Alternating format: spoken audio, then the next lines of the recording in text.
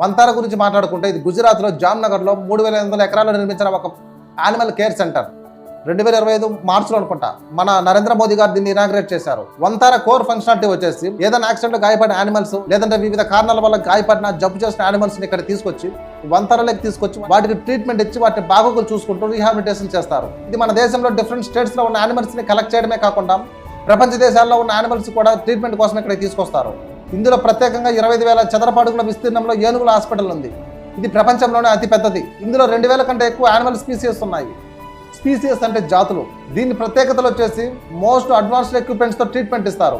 ఆ యానిమల్ కోసం natural atmosphere create చేయడం అంటే అవి అడవిలో ఎలా ఉంటాయి, ఈ చెట్లు పొట్లు కొండలు న్యాచురల్ ఫ్రూట్స్ అంటే మీ ఏరియాలో ఏమంటారో తెలియదు, కలికాయలు బిక్కికాయలు ఊటికాయలు బీరకాయలు ఇలా అవి ప్రొడ్యూస్ అయ్యేటువంటి అలాంటి అట్మాస్ఫియర్ ని క్రియేట్ చేయడం, వరల్డ్ క్లాస్ స్టాఫ్ ని పెట్టి యానిమల్స్ కి ప్రత్యేకంగా ట్రీట్మెంట్ చేయడం, ఇటువంటివన్నీ అక్కడ చేస్తుంటారు. కింద సబ్స్క్రైబ్ బటన్ నొక్కి పెట్టేసుకోండి.